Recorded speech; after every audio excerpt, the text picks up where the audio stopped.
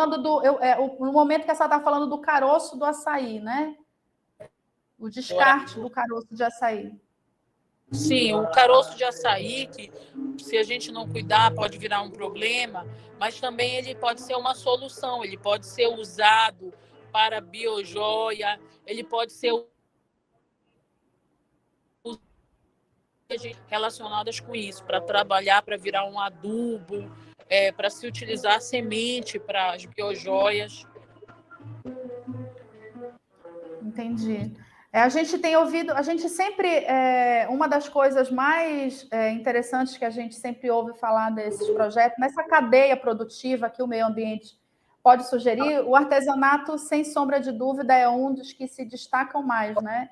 E a gente é muito rico em sementes, a gente é muito rico em matéria-prima realmente para produzir, assim como cosméticos, né? Enfim, o mundo nos conheceu... Por exemplo, ela compra já de algumas comunidades ribeirinhas, algumas raízes, ela já está comprando alguns frutos.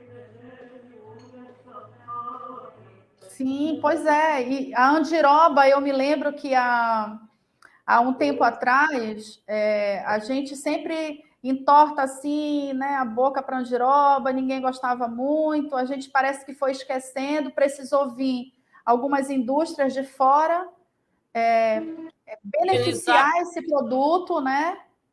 Para tratar baques, ferimentos, cicatrização. A andiroba é muito utilizada. Pois é, e a gente, na verdade, não tem ainda, prefeito, eu não sei se a senhora pode até melhorar essa ideia, esse pensamento que a gente costuma ter, é que aqui no nosso estado a gente ainda não tem um projeto efetivo exatamente que faça esse processo, né? Essa cadeia de beneficiamento que possa usar a matéria-prima até o produto, né? Isso. A gente não tem, às vezes a gente até tem aquela história de que o santo de casa não faz milagre, né?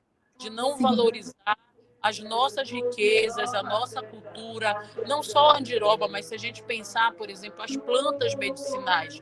A gente está começando um projeto no município que é fazer nas unidades de saúde, essas últimas unidades que estamos inauguramos agora do bairro Santa Rosa, o Heraldo Pantoja, que foi revitalizado, já fazendo os cantinhos com horta, um espaço de plantas medicinais, porque o SUS, inclusive, precisa retomar essa política de trabalhar com as plantas medicinais, que é importante.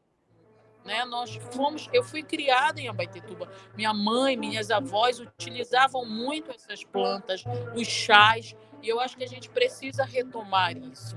Precisa ter investimento, como eu venho falando, na pesquisa, para que utilizando essas riquezas que a gente tanto tem na nossa região.